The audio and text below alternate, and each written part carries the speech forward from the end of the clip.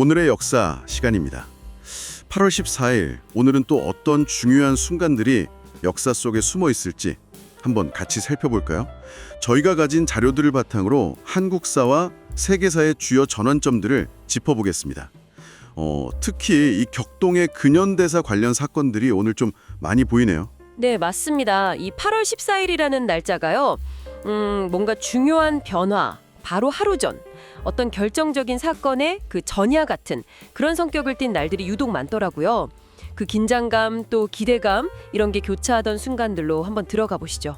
좋습니다. 그럼 먼저 1894년 8월 14일 한국사부터 시작해 볼까요? 청일전쟁 초기인데 이때 일본의 움직임이 좀 심상치 않았죠. 이미 경복궁을 점령하고 뭐랄까 그 갑오개혁이라는 이름으로 내정 간섭을 막 강화하던 그런 시기였잖아요. 그렇습니다. 갑오개혁이 표면적으로는 근대화 개혁이었지만 실질적으로는 일본이 조선의 국정을 이렇게 장악하려는 의도가 아주 강하게 깔려 있었죠. 이날은 특히 일본군이 평양 공세를 준비하면서 한반도 패권을 아주 노골적으로 드러내던 그런 시점입니다. 근데 또 동시에 이런 외부 침략과 내부 개혁 요구 속에서 동학농민군 역시 2차 봉기를 조용히 준비하면서 그 민중의 저항 의지를 다지고 있었다는 점도 중요하고요. 아, 그렇죠. 시간이 흘러서 1945년 8월 14일. 야, 이날은 정말 극적인 날입니다. 바로 다음 날이 일본 항복 발표니까요. 그 원자폭탄 투하에 소련까지 참전하면서 일본의 패색이 아주 짙어진 상황이었죠. 네, 맞아요. 그 해방의 열기가 정말 최고조에 달했던 순간입니다. 바로 이때 여은용 선생 같은 분들을 중심으로 조선건국준비위원회, 우리가 줄여서 건준이라고 부르죠. 이 건준이 조직돼서 활동을 시작합니다. 그러니까 해방이 되면 즉시 우리 힘으로 자주적인 통일국가를 세우겠다. 이런 열망이 담긴 움직임이었던 거죠. 근데 참 안타깝게도 바로 이 시기부터 강대국들의 이해관계가 얽히면서 분단의 그림자 역시 서서히 드리워지기 시작했다는 점도 봐야 합니다. 그렇군요. 그리고 정확히 3년 뒤 1948년 8월 14일은 대한민국 정부 수립 바로 하루 전이네요.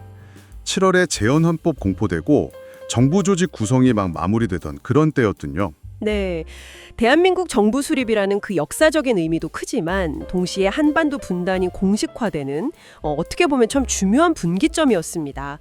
재헌국회는 정부 출범을 위한 마지막 준비에 그야말로 박차를 가하고 있었죠. 이게 결국 냉전이라는 국제 질서 속에서 남북 대립 구도가 본격적으로 시작되는 그 시적점이기도 했습니다. 시계를 조금 더 돌려서 1987년 8월 14일로 가보면요. 그때는 6월 항쟁의 열기가 아직 식지 않았던 때네요. 민주화 요구가 계속되면서 특히 노동자들의 목소리가 굉장히 커졌던 시기죠. 현대차, 대우조선 같은 주요 사업장에서 대규모 파업이 계속 이어졌고요. 맞습니다. 그 6.19 선언, 그러니까 직선제 개헌 약속에 나온 이후에도 사회 곳곳에서 민주적인 개혁 요구, 또 권리 신장에 대한 요구가 계속 분출했습니다. 특히 이 시기 노동자 대파업은 단순히 임금 인상 요구 이것뿐만 아니라 노동자들의 권리 그리고 사회적인 발언권 자체를 확보하려는 그런 움직임이었죠. 시민 항쟁과 노동 운동의 결합이 한국 민주주의 발전에 정말 큰 동력이 되었다는 걸 보여주는 시기라고 할 수 있습니다. 네, 자 이제 세계사로 한번 눈을 돌려보겠습니다. 1900년 8월 14일 중국에서는 의화단 운동이 한창일 때였는데 8개국 연합군이 베이징으로 진입하는 날입니다. 반외세 기치를 내걸었던 의화단 운동이 결국 열강에 의해서 진압되는 그런 과정이었죠. 네, 그 부청 멸량, 청나라를 돕고 서양 세력을 몰아내자 이걸 외쳤던 의화단 운동의 좌절은 결국 서구 열강의 중국 내 이권 심탈을 더욱 심화시키는 결과를 가져왔습니다. 이 사건은 청왕조의 몰락을 재촉했고요. 또 이후 중국 내 혁명운동이나 근대국가 수립 움직임에 아주 결정적인 영향을 미치게 되죠. 그리고 다시 1945년 8월 14일 아까 한국사에서도 다뤘지만 이게 세계사적으로도 정말 중요한 날입니다. 바로 일본 히로히토 천황이 연합국의 포츠담 선언 수락, 즉 무조건 항복 의사를 최종적으로 결정하고 연합국 측에 통보한 날이니까요. 그렇습니다. 제2차 세계대전의 실질적인 종결을 알리는 그런 선언이었죠. 정말 길고 참혹했던 전쟁이 끝나는 순간이었고 동시에 미국과 소련을 중심으로 한 새로운 세계 질서, 우리가 아는 그 냉전 시대의 서막을 여는 직접적인 계기가 된 날입니다. 전 세계 운명이 바뀐 순간이라고 할 수 있겠죠. 바로 이틀 뒤인 1947년 8월 14일에는 파키스탄이 영국으로부터 독립을 선언합니다. 인도로부터 분리 독립하는 과정이었고요. 네, 영국 식민 지배가 종식된다는 의미도 크지만 이게 남아시아의 정치 지형을 완전히 뒤바꾼 사건입니다.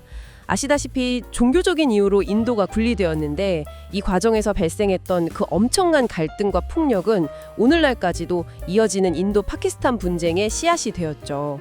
그야말로 독립의 기쁨과 분열의 아픔이 교차하는 그런 순간이었습니다. 이렇게 쭉 모아놓고 보니까요, 8월 14일은 정말 말씀하신 대로 어떤 거대한 변화를 딱 하루 앞둔 전야의 성격이 아주 짙게 나타나는 날이네요. 해방 전날, 정부 수립 전날, 전쟁 종결 발표일, 독립선언일, 뭔가 새로운 시대를 목전에 둔 그 긴장감, 기대감, 때로는 불안감 같은 것들이 공존했던 것 같습니다. 네, 정말 역사의 큰 물줄기가 바뀌는 결정적인 순간들에 바로 전날을 쭉 목격한 그런 기분입니다. 오늘 살펴본 8월 14일의 기록들을 통해서 역사의 전환점이라는 것이 어느 한순간 갑자기 짠 하고 나타나는 게 아닐 수도 있겠다, 이런 생각이 드네요. 그래서 마지막으로 이런 질문을 한번 던져보고 싶습니다.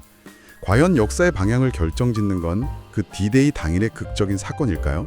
아니면 그 전날까지 차곡차곡 쌓여온 수많은 사람들의 치열한 노력, 또 보이지 않는 힘겨루기, 이런 것들이 이미 방향을 결정짓고 있었던 걸까요? 어쩌면 그 답은 이미 변화 속에 살고 있는 우리 자신에게 있을지도 모르겠습니다.